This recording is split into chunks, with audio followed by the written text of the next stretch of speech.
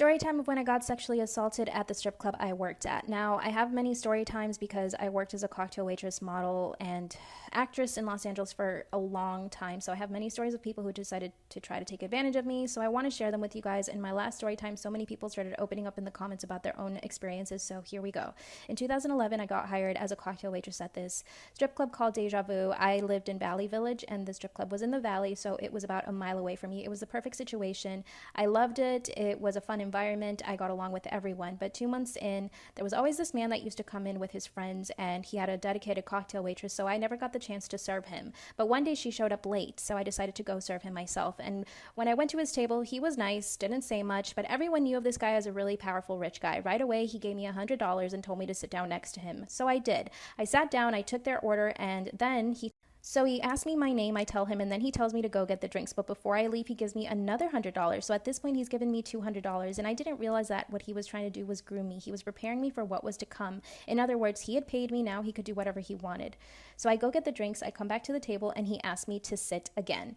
By the way, his friends are still at the table, right there in front of us. And I sit down, he starts asking me a bunch of questions. I feel uncomfortable, so I start getting up to leave. And then he grabs me by the shoulders and sticks his tongue down my throat. And if that wasn't disgusting enough, he grabs my you-know-what down there and starts fondling me. If you've never been handled like this, you guys, it's a extremely, extremely shocking experience to be handled like that. Like, for a second, you're just like, what's happening? What do I do?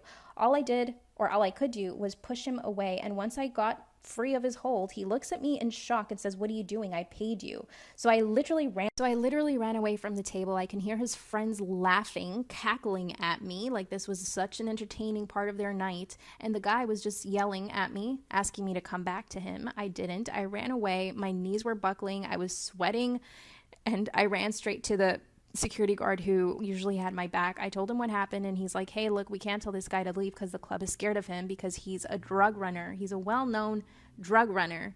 So I ran over to the back room. I happened to come across the server who usually serves him, and I tell her what happened, and she was just like, "Oh, don't worry, he's just like that, and he usually gives me $2,000 a night. You should have stayed." I was in shock, like complete shock.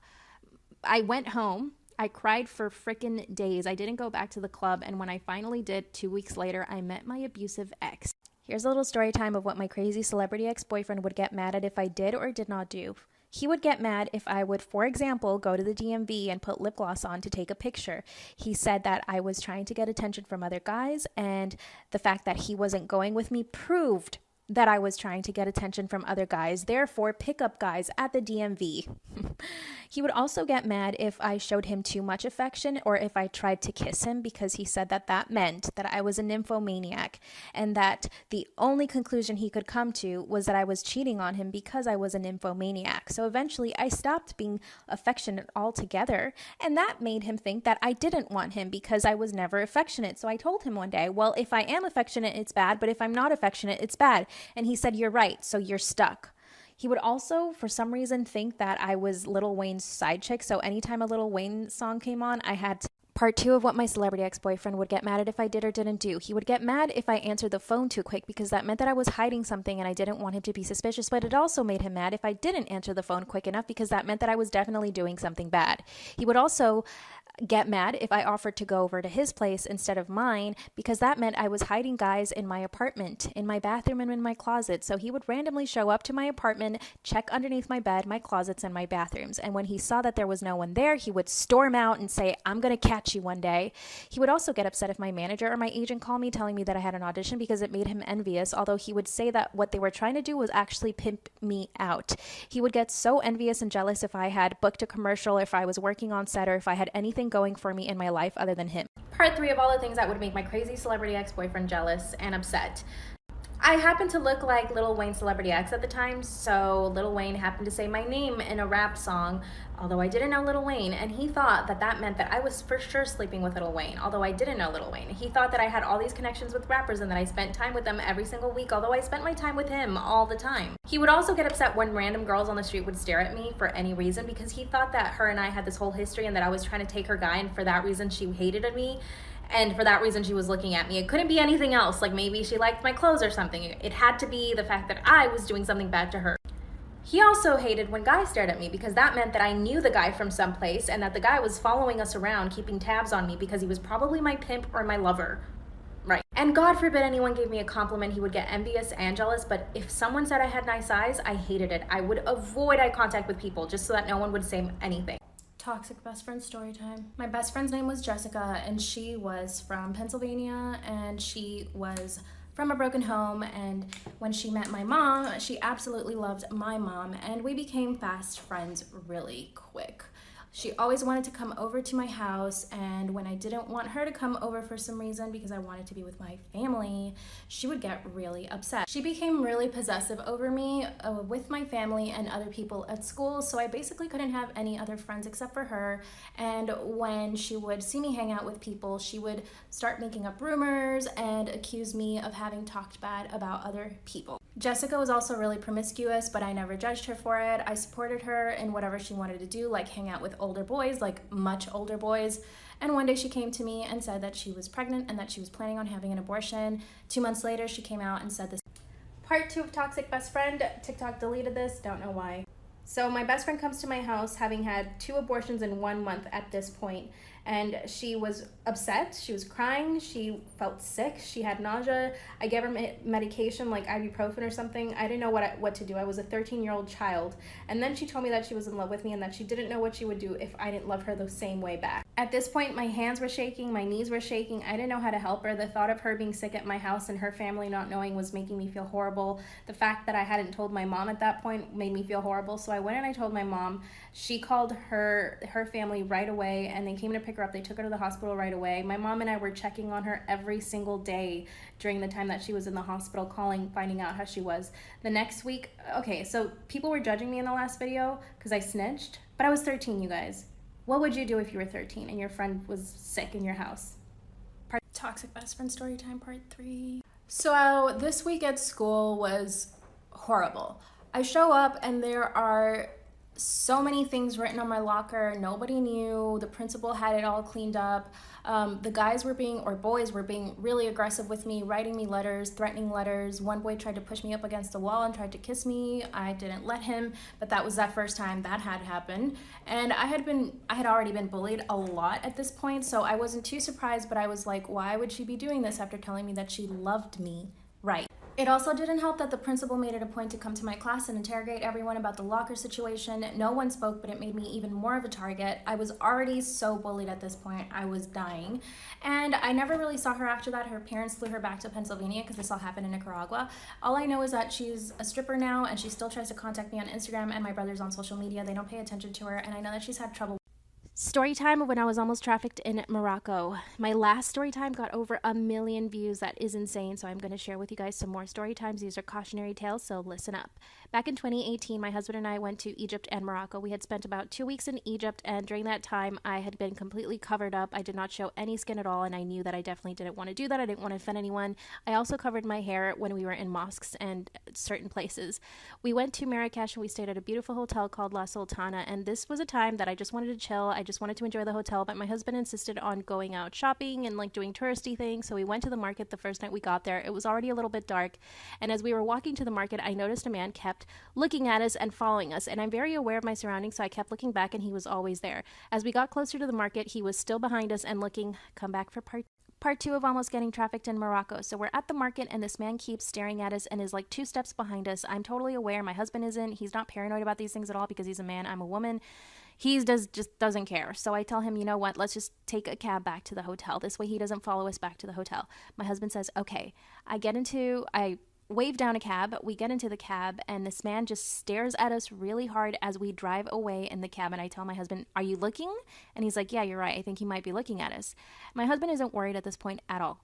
We end up going back to the hotel. We have a great night. And then the next morning I wake up and I get my period. So I think I need to go buy some pills. And across the street, there was this little shop. And the lobby at the hotel said, we can go get it for you. And I said, no, it's totally fine. I will go. My husband was at the pool, so I decided to go by myself. And guess who I see when I get to the pharmacy? It's the same guy. Come back for part 3.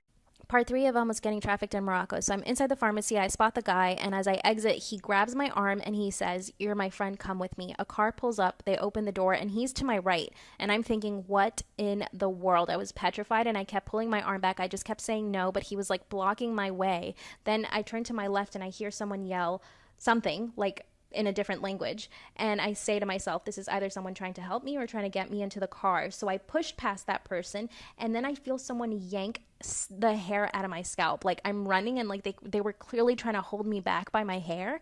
And I run past by them. I go to the hotel. I tell a receptionist, and she explains to me that at that time there was people disappearing, tourists, and they thought it could be linked to human trafficking, and for me not to go outside by myself after that. Of course I didn't. I was super... Here's a story time of how I caught my ex with another girl at a bar. And no, this is not my celebrity ex. So this guy and I had been together for quite a few years, and we had a lot of trust in the relationship, but I was visiting my family in Florida. He was in New York, where we lived.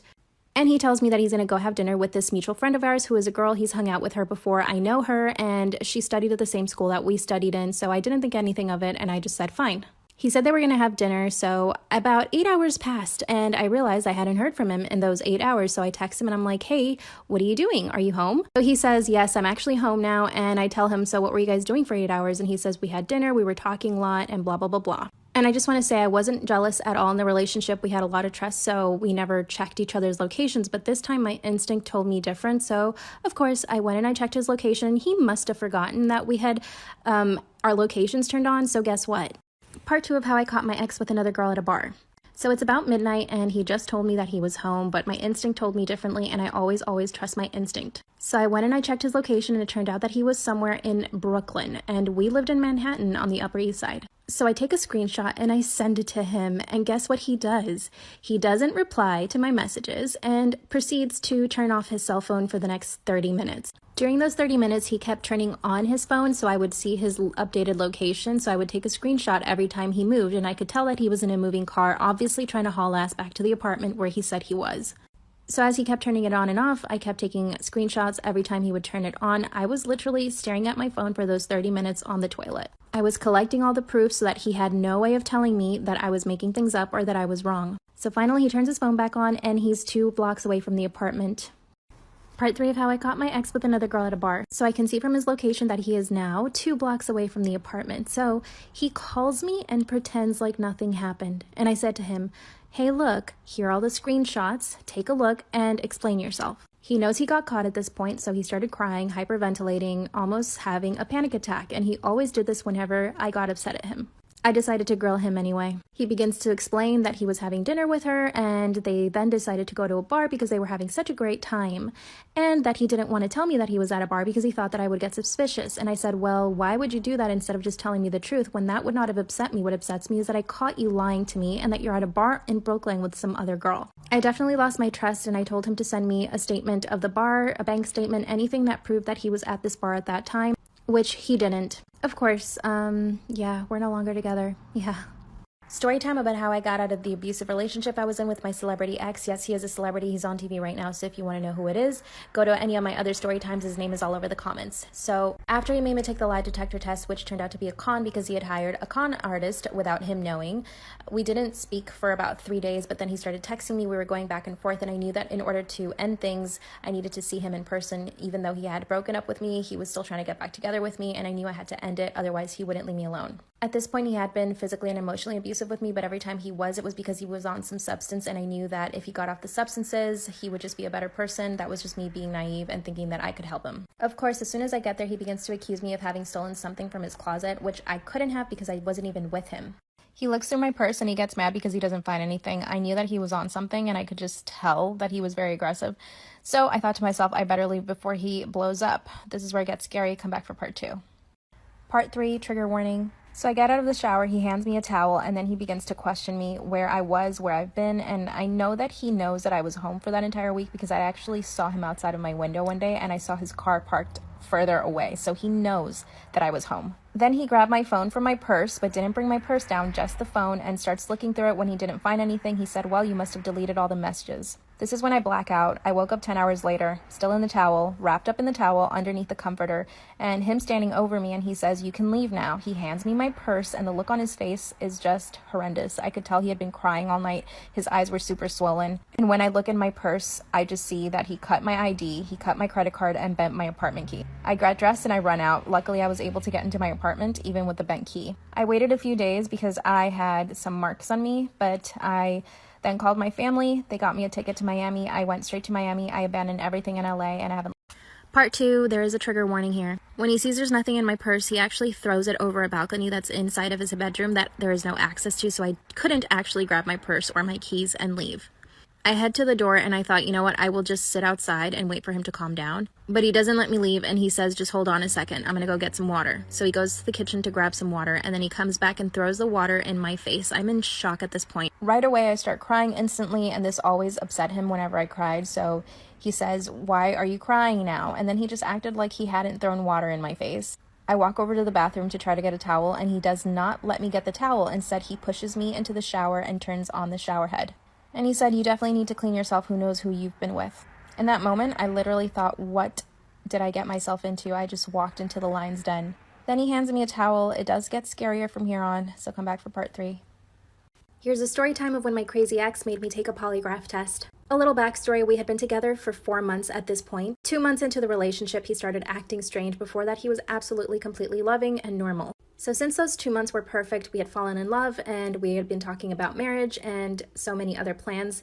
But then he started acting strange. He called me and told me he had a substance abuse problem, and nothing was the same after that. So at the 4-month mark of the relationship, he had started accusing me of being an escort and being with other guys, even though I spent all of my time with him, and I even offered to install cameras into my apartment, which he did not want to. So one day that he was mad at me, I knew that he was on something. I couldn't tell exactly what, but he came up to me and asked me if I would take a polygraph test, and I said absolutely. Little did I know that the polygrapher he hired was actually a con artist, so when we show up to this man's office to take the polygraph test, it was part 2 of the polygraph test. I sit down in the chair and the polygrapher actually starts making comments about my eyes and my dress. Obviously, I was really uncomfortable. I look over at my boyfriend and he could tell that I was very uncomfortable, but he just kept the conversation going with the guy like nothing wrong was happening. In fact, he was holding my hand and making comments about how beautiful I was. Super odd behavior. Finally, the test is over and he reveals that I failed every single question, even the one about my name, where I live, and where I'm from, which is absolutely impossible. My boyfriend starts to sob instantly, and I pull out my phone and I begin to Google the guy. Lo and behold, I find 10 articles about how he's a con artist. I show it to him and then to my boyfriend, and he kicks us out of his office. He's still sobbing at this point. We drive back to his house and he's beside himself. He says, I don't know what to believe. And I said, well, you can believe the articles or you can believe me. This guy was obviously a con artist. I break up with him and I go back to my apartment. A week later, he comes looking for me and he is crying, and I took him back, unfortunately. Continuation of the story time I posted about my celebrity ex. He was abusive and he was named in the comments by someone. I did confirm who it was, so if you guys are curious, please go back to that story time. It's my celebrity story time about my celebrity ex or something like that, so go back to that story time so you can see the comments and learn who it is.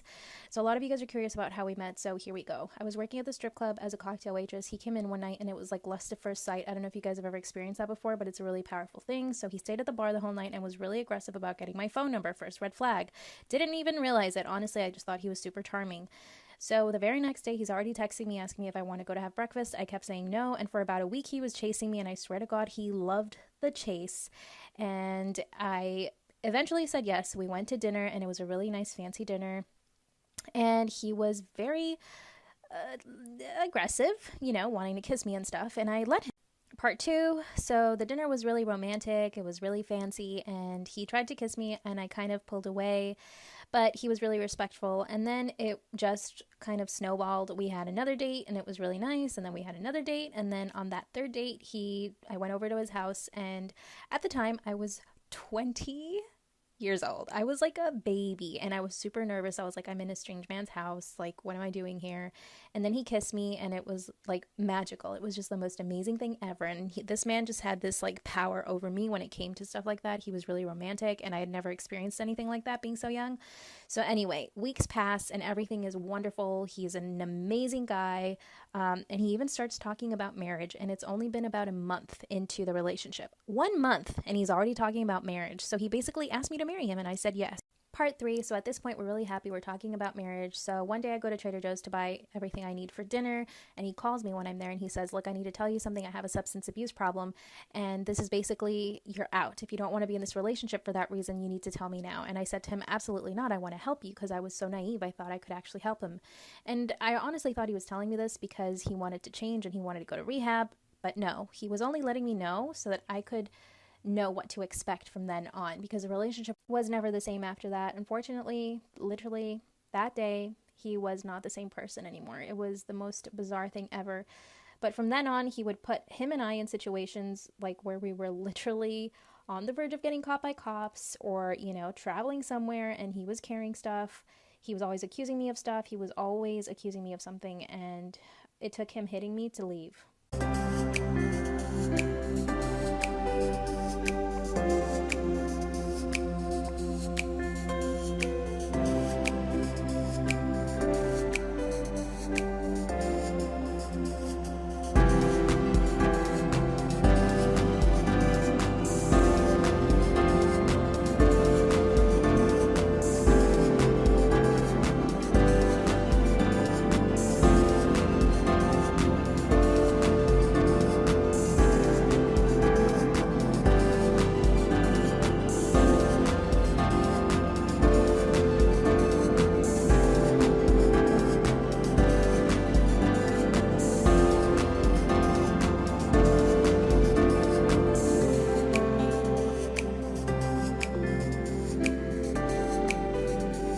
Story time of how I got out of an abusive relationship with a C-list celebrity. Trigger warning, I will be talking about domestic violence. I'm not going to say his name in the video because honestly I'm just scared of him, and I'm sure you guys are going to guess in the comments, so guess away. So this all happened 9 years ago. I was super young and naive, living in LA, working as a cocktail waitress at a strip club called Deja Vu. It was in the Valley. So one night he comes in, he's super stunning. I recognize him right away. He was on a famous daytime soap opera and I knew exactly who he was. He came in, went straight to the bar and just stayed there with me the entire night, begging me for my number. Eventually I gave it to him like an idiot. He manipulated me. He was absolutely charming, of course. And 2 weeks into the relationship, we had been going to amazing restaurants and he was so charming, and life was perfect until one day he calls me and tells me that he has a substance abuse problem. Of course, like an idiot, I'm like, I want to help you. I want to change you. Come back for part 2. Part 2, I tell him I want to stay with him and help him through his addiction. This was so naive of me because I had no idea what I was getting myself into. I go over to his place that same night. I make us dinner and he's acting really strange, and I realize, oh my gosh, he must be on drugs. Like, this is the first time I'm ever seeing him this way. And suddenly he begins to accuse me of being an escort and a prostitute, and he says that he has evidence. He shows me all of these like printout pictures from an escort website when clearly it's not even the same person as me. And I had to spend the whole night trying to convince him. It was a huge fight. And then he asks me to quit my jobs, and I told him I will. He offers me $4,000 a month to live off of, but I told him I don't want to be with him for the money, so I didn't take it. He took that as basically me saying that I'm not going to quit being a prostitute.